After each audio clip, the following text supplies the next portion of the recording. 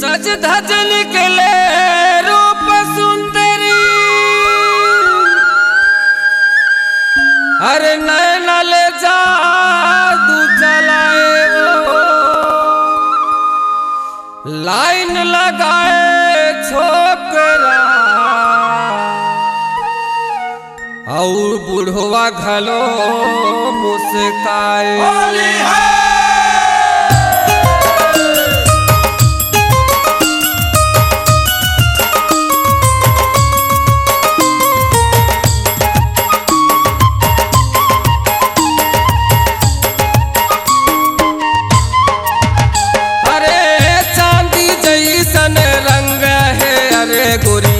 सोने जैसन बाल वो, अरे चांदी जैसन रंग है, अरे गोरी सोने जैसन बाल रे।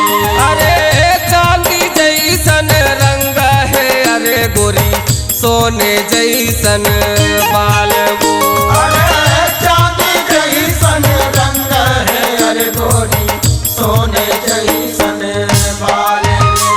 अरे एक तही धनवान रे गोरी, एक तही धनवान रे गोरी, भला करे भैया एक तही धनवान रे गोरी, बाकी सब कंगाल वो, अरे अरे बाकी सब कंगाल वो गोरी कर डारे बारहा। सब कंगाल वो गोरी कर डारे रे बारा। अरे अरे बाकी सब कंगाल वो गोरी कर डारे बारहा। अरे अरे बाकी सब कंगाल वो गोरी कर डारे रे बारा। कर डारे रे भूरी जीवरा के बारहा, कर डारे रे बैरी बारहा। कर डारे रे कर डारे रे कर डारे बारहा, कर डारे बारहा मुन्नी बाकी सब कंगाल। कर डारे रे कर डारे रे कर डारे बारा, बाकी सब कंगाल। कर डारे रे कर डारे रे कर डारे बारहा, बाकी सब कंगाल।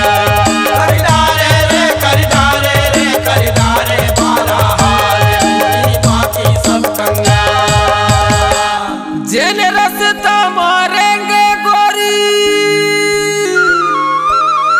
अरे फूल महक सजी जावे वो, औ तोर पाँव के छुन छुन पैरी, ये निंदिया भाग जावे रे।